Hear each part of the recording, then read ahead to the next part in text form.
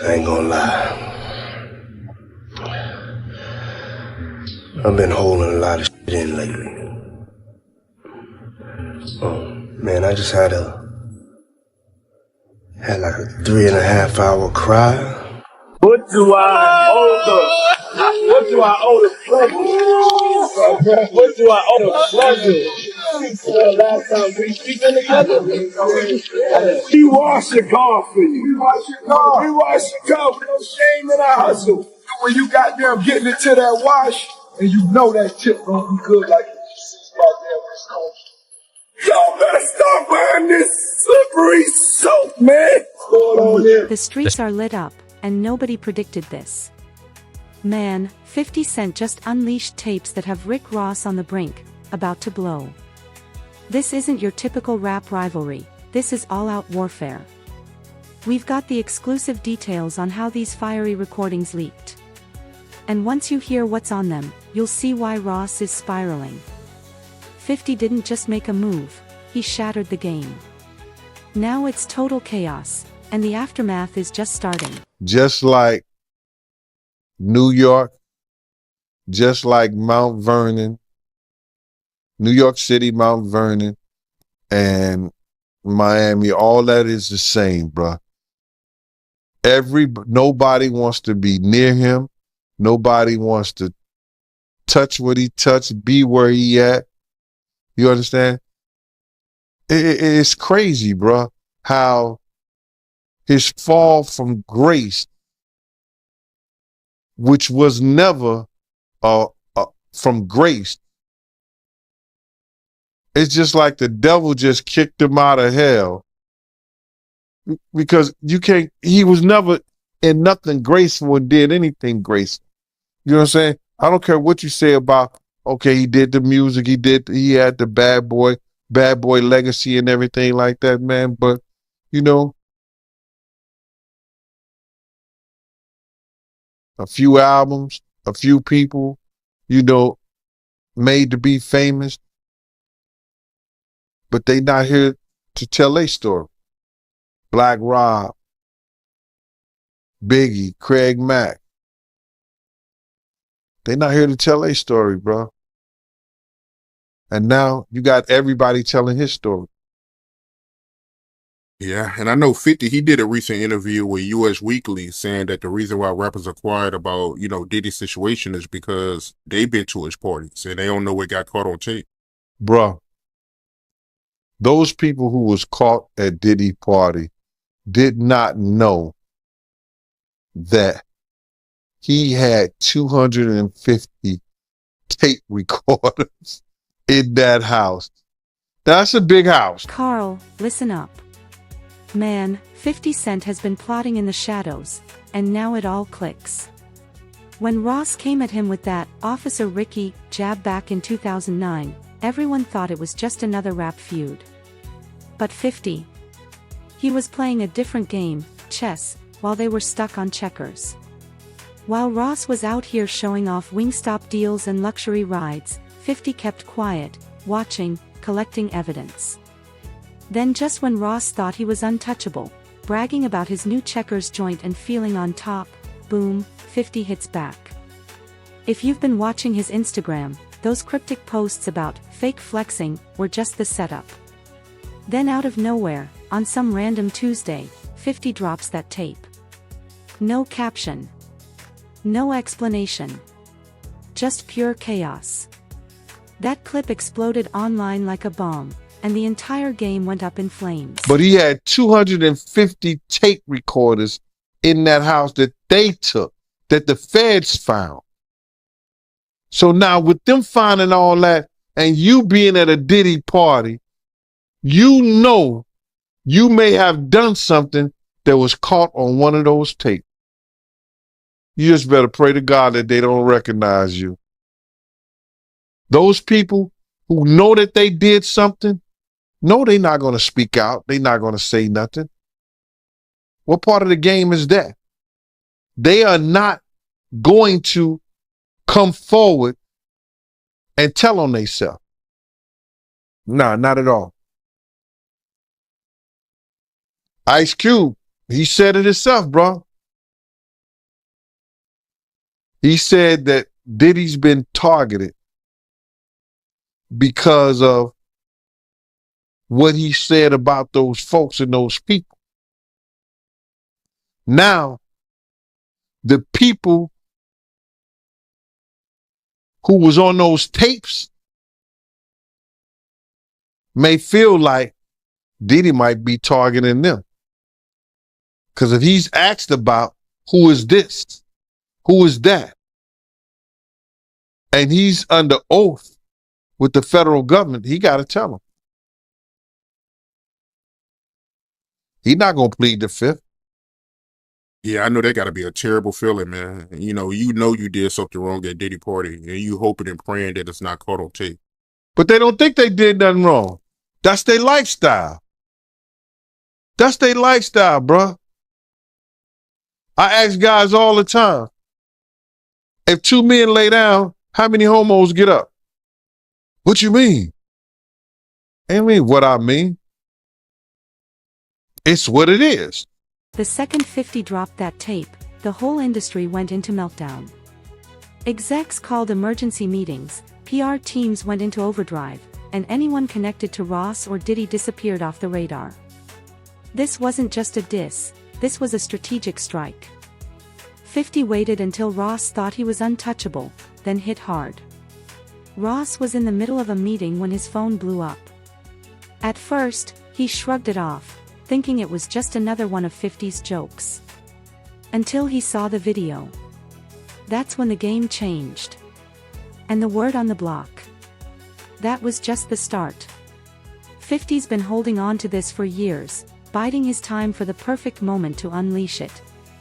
Now everyone's asking, what else does he have up his sleeve?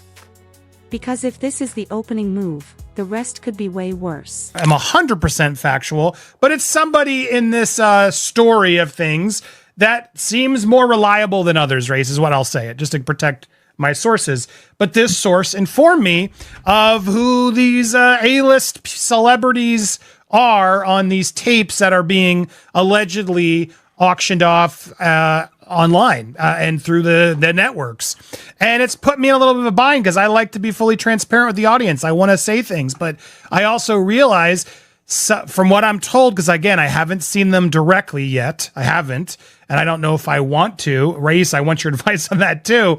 But the problem I have is just like, typically I want to report these things, but I got to be careful legally, ethically, morally as to what we report on here. Because as Ariel, the lawyer here, did admit, and I can attest based on the information I got from a separate, reliable source, people in these videos don't know they're being videotaped.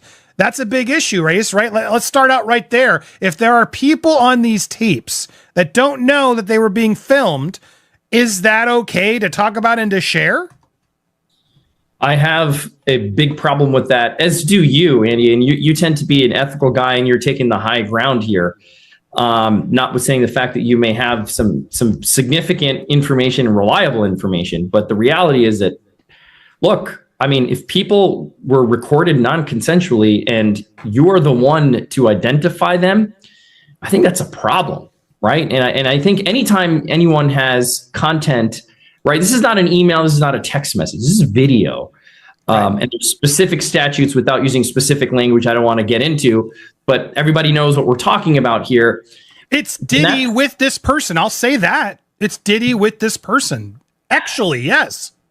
Yeah, and see, the problem is, again, like non-consensually recorded, you've got a victim here who may not want to be publicly identified. That's the problem. That's the problem. And they have a right to proceed if they want to, whether it's criminally or civilly, without being identified, because we know what's going to happen. As soon as they identify themselves, there's going to be a bunch of people that come out of the woodwork who are going to unequivocally harass them and claim that didn't happen, and they're making stuff up. And there's the victims that we want to protect here, and that's significant.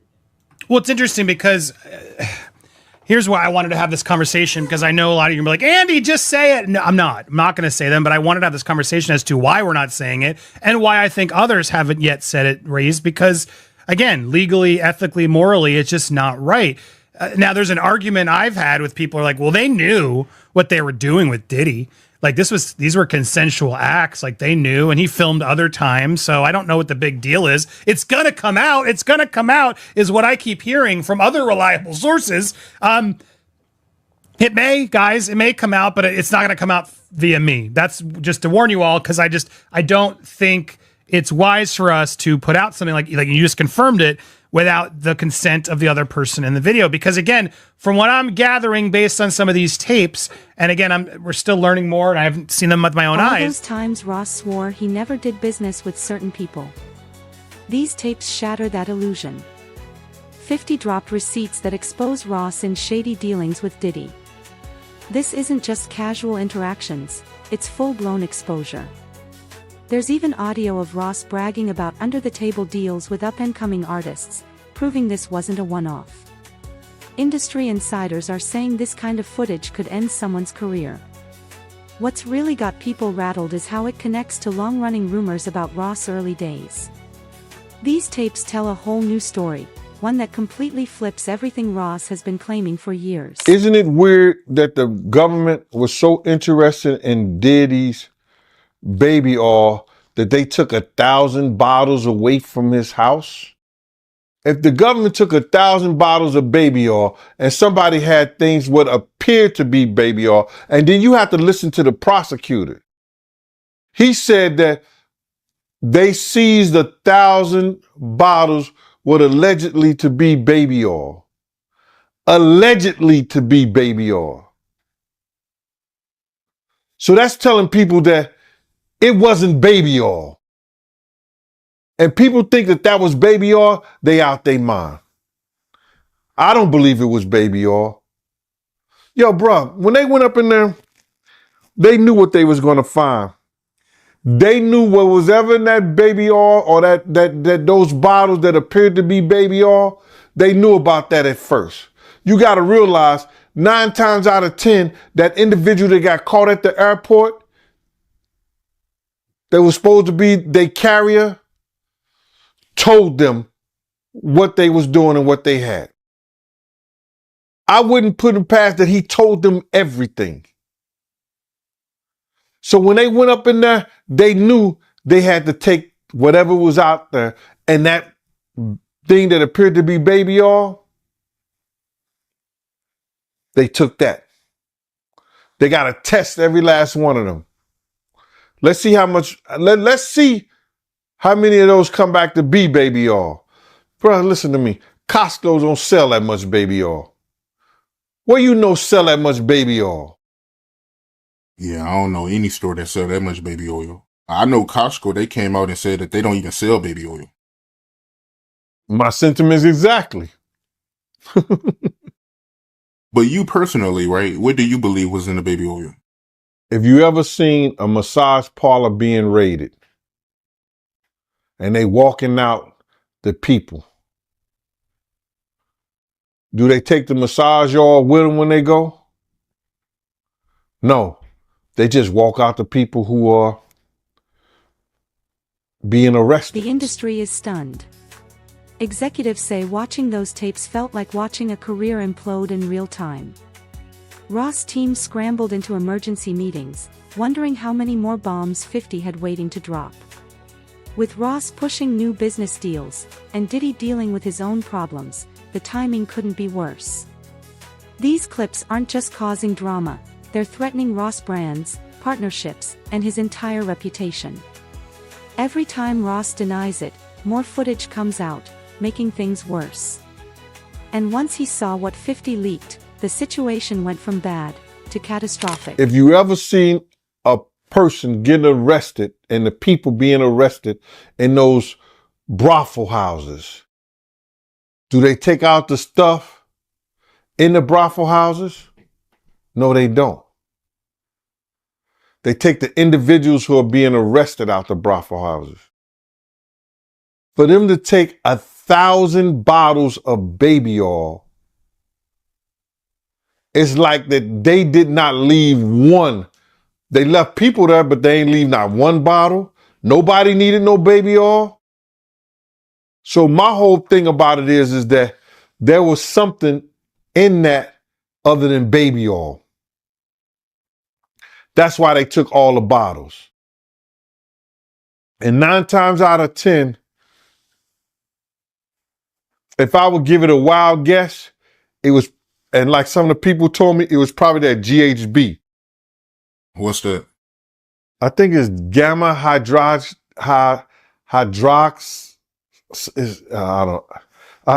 I looked it up, bro. Let me see. See if I can find it. I know this is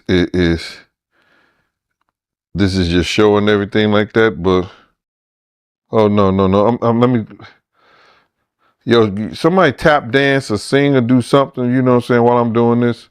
Oh, here it go right here. It's gamma hydroxy butyric. What is it effect on the body? It's a euphoria, drowsiness, decreased anxiety, and memory impairment. It works on the nervous system and gives you this feeling of euphoria. So they take that and rubbed it on her, and you forget who you are, what you're doing. It can also give you memory loss, drowsiness, and that's under the DEA, the Drug Enforcement Administration.gov. When those 3 a.m. notifications came through, no one was prepared. Ross lost it, going off in a 15-minute Instagram rant filled with threats that sent his PR team into a panic. He wasn't denying the tapes anymore. He was threatening 50's life, looking exhausted and out of control. Everything unraveled quickly. He sent voice memos telling people not to share the video, dropped old skeletons, and even went live, airing out names and addresses, including 50's and his family's. That's when people started distancing themselves. His team rushed to put out statements, but Ross kept undermining them, leaving even his closest allies begging him to log off before he destroyed everything. Activities with other, A-listers having activities together is what this is. And again, that's a potentially outing of somebody as well. You know what I mean? There's so many things here that happen in releasing of this private consensual moment that while salaciously everybody wants to know, and people are messaging me all the time, Andy, who's waiting? And it's like, I'm not gonna say, because there seem to be way too many things that these people in the tapes, whether consensual, whether they, whatever, didn't agree to put out there. And I would think that's a legal issue too for anybody who puts these out first, no? Yeah, you nailed it. You can't without the consent of the victim. That's the problem. Somebody thinks that somebody has no idea, right? You said, well, didn't they know they're being recorded? No. I mean, in these situations, the assumption is they did not know. And that's what we believe right now is the victims did not know that they were being recorded. If the victim comes out and says, okay, yes, I knew I was recorded, and a statement is provided, that's a different story. But of course, you don't know that. So you, Andy, probably can't be the one to break that ice and be like, well, this is what I heard and this is what I know, and so I'm going to say it. And there's all kinds of hairy legal issues on that, right? With privacy and intrusion on seclusion is what we call it. It's a privacy violation. There could be defamation implications. There could be criminal implications. So you're doing the right thing by treading carefully. And I think more people should do this rather than get into speculation. Now, if you see the videos, even still, right? If somebody takes the not to interrupt, but that's the question. Like, am I allowed to see these videos? Like, if I were to ask this source, show me the videos, do I put myself in worse legal jeopardy? That's another distinct legal issue, right? It's like you're watching something that someone didn't know they were being recorded of doing, right? And so it's dicey. It's dicey. Now, it would be different if you were an attorney and somebody's coming to you for purposes of defense or prosecution of a claim, a civil claim, or the filing, of some action to recover damages. That's a little different. But for purposes of, hey, look what I got, juicy gossip, and there are reporting outlets that I won't mention that will do stuff like this. I don't know that it's the smartest thing to do. I don't know that it's the careful thing to do. That's for sure. Or it's the ethical or moral thing to do. Yeah, it is exactly. I'm not a lawyer, but maybe this source will show you, and then you can verify what we know. But here's the other problem. Even if we verify what we know, like as I watched what Ariel, the lawyer, got these tapes, And even again, I don't want to get into the details, any remote details that could help explain or allude to even more of theories that are out there, or debunk or confirm. But I will say, hearing what I heard, which again isn't confirmation, but hearing what I heard, it makes me dislike what Ariel's doing even more, because I think there are going to be people out there, if this information does get out in some way, that are going to deny that these people are victims, that they're going to try to say, oh no, they're just consensually thing and they were hiding this affair and yada, yada, yada. And I don't see it that way personally. I mean, and granted, I haven't seen or know, like, this isn't somebody involved from what I've gathered in these tapes of them, doing it to others in a way, criminally, like we've heard in some of these suits. This is just, it almost feels like, again, if it's real, like blackmail material that Diddy keeps to sort of hold over these people's heads. And to me, that's awful to the people in it, whether they agreed or knew or whatever. It still just feels like that's no one's freaking business. And maybe they were doing it for reasons we don't know. Just because we saw it in the tape doesn't mean they weren't feeling pressured in other ways, right? So it's a heavy and complicated thing, but it's not a hard decision to say I can't run with trying to even allude to who these people are. Desperation hit hard and fast. Ross' team tried using copyright claims to wipe the tapes off the internet, but 50 had already flooded every corner of it. Ross even offered millions to find out who filmed him. By morning, his Instagram was restricted for violations. So he went rogue, making burner accounts and getting even more reckless. His lawyers were panicking. Business partners started distancing themselves. But Ross kept spiraling, dragging other artists into the mess, exposing unpaid collaborations and fake streaming numbers. It was like watching him set his own empire on fire. The industry split. Some sided with 50. Others tried to defend Ross. But his erratic behavior made it impossible for anyone to stay loyal for long. Yeah, I 100% agree. Like, let's let this play out in the legal realm. If you ever get Ariel on your show, I'd love to talk with her and have this conversation if she's willing to do it publicly, because I still don't understand what her role is in all this, and I've heard at times broker, I've heard at times advocate for victim, and I don't want to judge what she's doing or not doing. I'd love to just have a conversation about it, because I personally don't get it, right? This is a very sensitive thing. Again, if this gets turned over to the feds and the feds bring claims and this is outed, that's a totally different story. But the feds do what they're going to do. Like what we talked about months ago on your show, right? When this first went down, we knew when hard drives were seized and things happened that, look, they're going to build a case. They're going to build a case that they think they can prosecute. It's not for us to speculate what's there or what's not. But to say, you have tangible evidence of something on camera that you've seen and that it's being sold in order to protect someone, to avoid being publicly named, which is what even the lawyers are now admitting. It all feels really dirty and shady, man. The only person that makes sense that could buy this is the victim, right?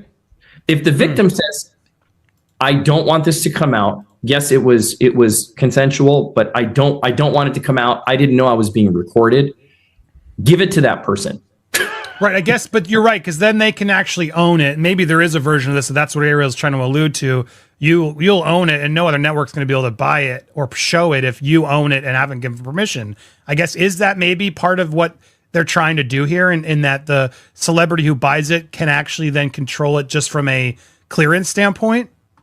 Yeah, it still raises some legal concerns, right? Because let me say it this way. If this was a transaction, if this is a business transaction wherein the victim is then acquiring the exclusive rights to this tape or tapes, and that the person who recorded it is avowing that they will not use it, I don't know where that leaves P. Diddy and the feds, right? But they have an independent right to bring this stuff to light if it gets prosecuted. But my point is, if you're transferring legal rights of this consensual or non-consensually recorded tape to the victim, I think that's a better position to be in. But then the question is this person even in a position to be able to buy the tape, right? Are they a high-level celebrity? Like, who are they? We can assume that they're celebrities with millions and millions of dollars to expend on something like this. Just raises a lot of questions. When the chaos erupted, the industry's true colors came out. Meek Mill liked 50's posts. Artists quietly unfollowed Ross. Collaborations started disappearing without explanation. DJ Khaled stayed silent. French Montana posted about karma. Future shared many men on his story. Even Drake dropped a cryptic line about loyalty, leaving fans speculating. The message couldn't be clearer: Ross was losing support, fast. Label execs went into full panic mode, canceling joint meetings and pulling artists from collaborative lineups. Subio stopped booking Ross and 50's affiliates together. Festivals quietly rearranged their sets. The tension was palpable, and it was clear, this wasn't about loyalty. It was all business now. When 50 teased even more tapes, the anxiety grew, with rumors swirling that this was starting to feel like a new East versus West rivalry. What began as another round in the 50 versus Ross saga has now sent shockwaves through the entire industry. Artists are second-guessing every move, hesitant to pull out phones or speak openly, knowing 50 could have more tapes ready to drop. If he's been sitting on footage for 14 years, what else is lurking in the shadows? This isn't just about Ross and Diddy anymore. It's a wake-up call for everyone. In today's digital age, your past can never stay hidden. Now the real question is,